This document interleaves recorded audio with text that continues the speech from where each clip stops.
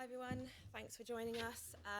We do have Serena and we need to get Hannah on the coach as well so we can make sure it's to 4 to 5 questions, please. Should we start with Anton? It's a bit snazzy up here, isn't it? Hi Hannah. Hello. How on earth are you feeling after a chaotic game like that? A bit tired, to be honest. No, overall we're very happy. I just prefer that the game didn't go to penalties and cause everyone the stress that it did. But no, we're very happy. Just speaking to the players, and they were saying, almost to a player, how happy they are for you to have that performance tonight. How does it make you feel to be able to go out there and have one of the games of your career? Yeah, it's nice. I think the girls have got behind me a lot. They know how tough it's been for me whilst being in and around the England environment. So to be able to go out and help them tonight, and the whole team put on a performance like we did, it's a lovely moment. Congrats, Hannah. Were you a bit surprised when Jennifer Falk stepped up to take that penalty? I think it was the 5th penalty that could have won it for Sweden. Were you quite surprised to see it was her? Yeah, I was more panicking the fact that we didn't have any data on her, on where she was going, so I was a bit like, oh my goodness, this is down to me. But no, I was a bit surprised, but she did unbelievably well in the penalty shootout itself with the amount of saves that she did. So I was thinking she just might focus on just saving them like I tried to do. But no, it's always a high-pressured moment, a penalty shootout. So she had enough bravery to step up for Sweden, and she's seen as a hero for sure with the amount that she saved and how she kept Sweden in it all the way to the end. Tempted to take one yourself? Oh, I want to, but they tell me to focus on the save and the part first, and then when it comes to it, then you can take one. I get a bit excited. My striker instincts come out. Yeah. Well done. We'll go to Tom from the Mirror. Hi, Hannah. Just want to ask you about the save. I think it was from Rolfer at the end of the first half as well, and what was kind of going through your mind. I think there's a save at 2-0. It might have been end of the first half, start the second. Is it all a blur at this point for you? Just played 120 minutes. I don't think I remember what happened in the first 45. Oh, thank you. I mean, it was a good save. To be honest, I really don't remember it.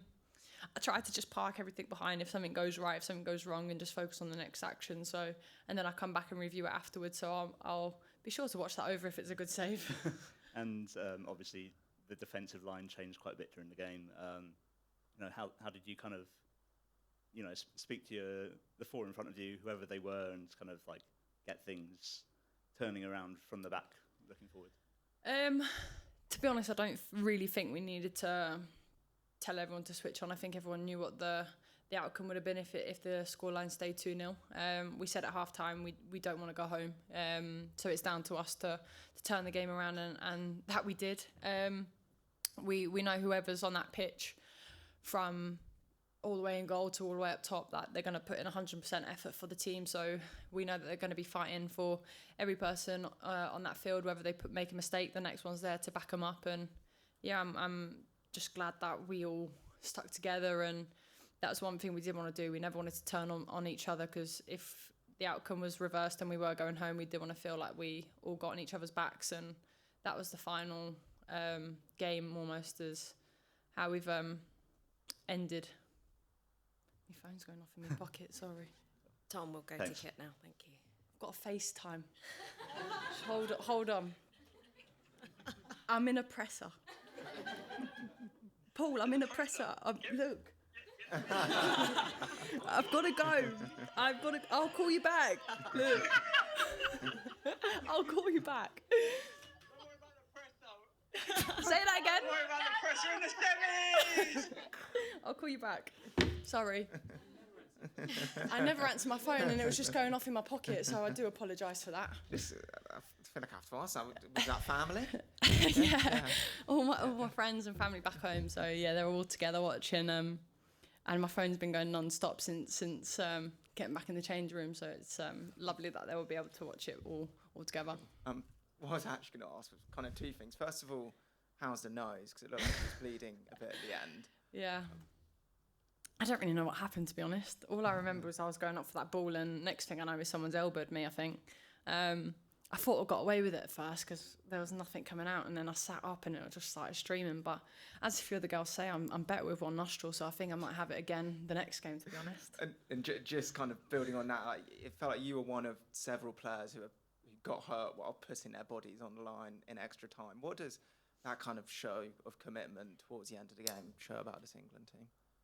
I think it shows the proper England's back. We're getting in the right direction. I think, that everyone would be putting their bodies on the line, literally. You could see that out there. I think everyone's a bit battered and bruised, and we were definitely taking the next couple of days to recover, ready for the next game. But no, you definitely know that everyone's got your back out there, and tackles were needed to be made when they did, and players took it upon them to make sure that the team stayed solid throughout. So even if they had a little bit of a niggle, they decided them to come off for someone else who they knew would be 100% to go and make a difference, because it was definitely a fine line between the results today.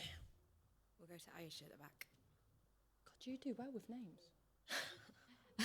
Congratulations, Hannah. There was so much talk about the goalkeeper position for England ahead of this tournament, and you, as England's number one, have done such a brilliant job, not just tonight, but how special is it on a personal level for you to be so involved in today's win and also to win this player of the match? It's really nice for us to see you up here. We don't normally see goalkeepers up here. No, it was obviously been a difficult couple of years within the England environment, and I think that was what one of you alluded to in a question earlier on, that all the girls were ecstatic. They've seen all the hard work that I've put in and how difficult it's been, and how they've helped me get to the point that I am now, and being happy to be wearing an England shirt again. I just want to do whatever I can for the team to get that win. I don't care if it's I have one touch in a game or I have multiple. I just want to do whatever I can to make sure that we get the result that we deserve as a team. And it was a big team performance today. I'm just happy for the whole group of girls, to be honest. We just didn't want to go home tomorrow. Good luck in the semis. Thanks. Thanks, everyone. I've got to get Hannah on the bus, so we've got to leave it there. Thank you. Oh, thanks, guys.